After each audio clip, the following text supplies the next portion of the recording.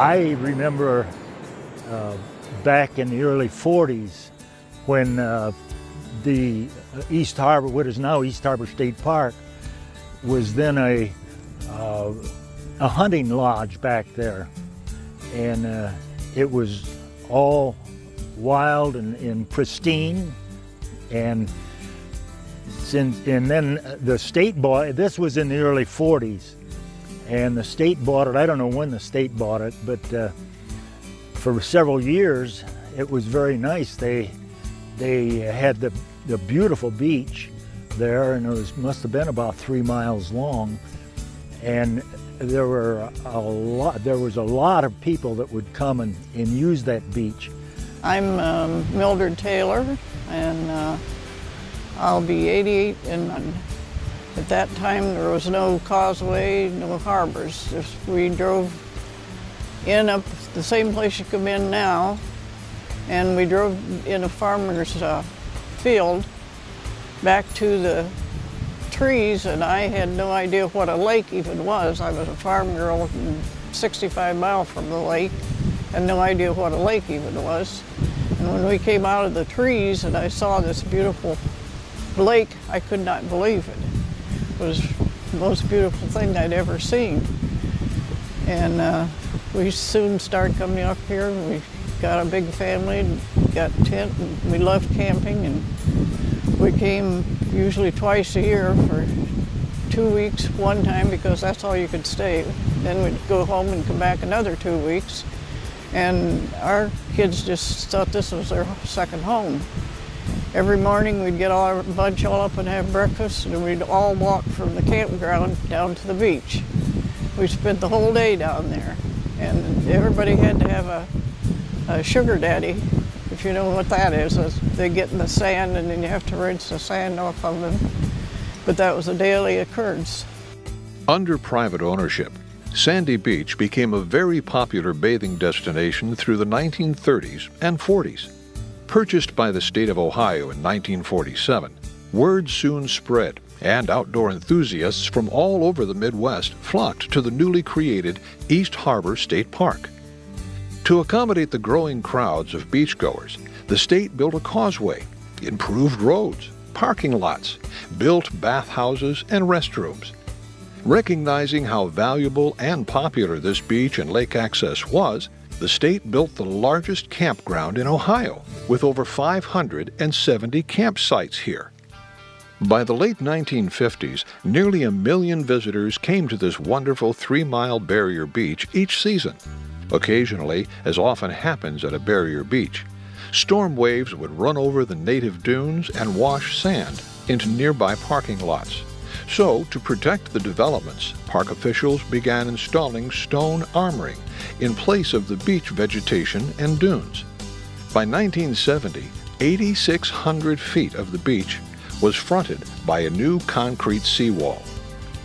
In the fall of 1972, a combination of high lake levels and a severe northeast storm brought waves against the concrete seawall.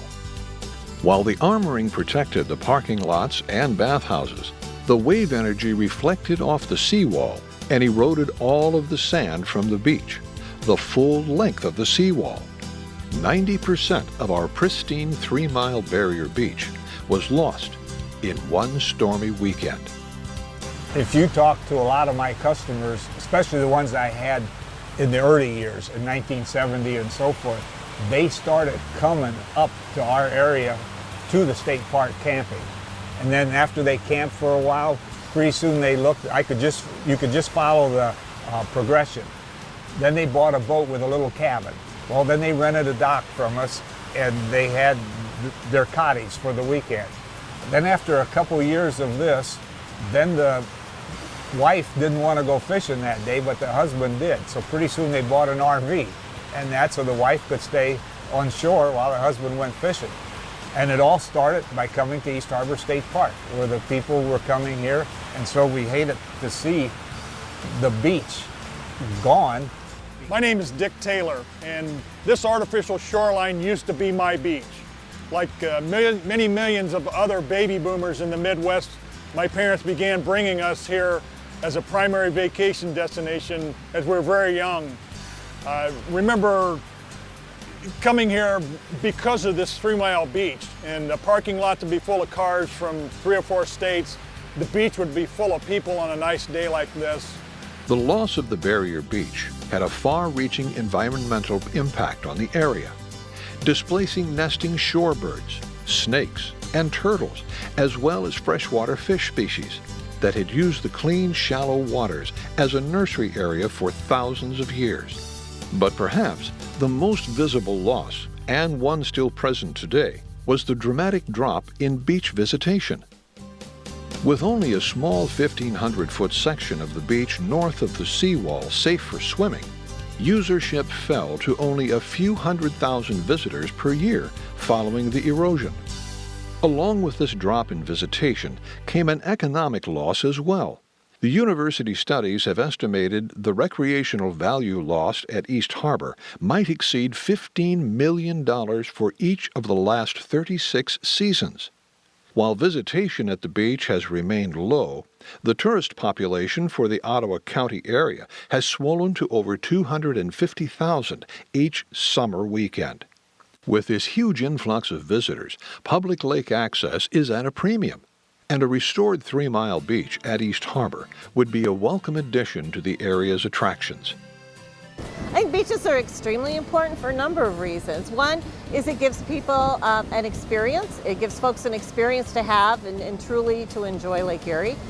Whether they come to, they just want to dip their toes in the lake, or they want to go swimming, or they want to stroll a beach. That is definitely one activity that they're looking for. In fact, with the Travel Industry Association of America survey of domestic travelers in the U.S., visiting a beach ranks among the top 10 reasons why people truly, what they do while they're on vacation. I think more traffic to the beach. It's, the more people in the area, the more people that come to the beach will come to the restaurant, will come to the local gas stations. I mean, I think our business, but also the greater economy of the whole area, will be impacted greatly by a restored beach. And it's been a real shame that they put this break wall in because it backwashed all of it out. And we told people years ago when they started doing this that it was a bad thing to do, but who are we? I mean, we have a marina. You don't fight the federal government and the state when they got big projects like this going. But anyway, we've been here a long time, and we want to see this thing solved and maybe make it better for the whole area. Many of today's younger visitors to East Harbor's beach never saw the wide 3-mile beach with its majestic island views and refreshing waves. My name is Winnie McCowan, and I've been coming camping here my whole life for 30 years. I grew up camping at the campground, and it's a place that we've come to love. We like coming here to the beach, but there's only a small section. You can see behind me that this whole section is covered with rocks, and there's no beachfront here. My whole life it's been this way, and it's not been any beach that we can use. Luckily, the sand that millions used to play in at East Harbor is not gone, but merely relocated just a few feet offshore from the seawall.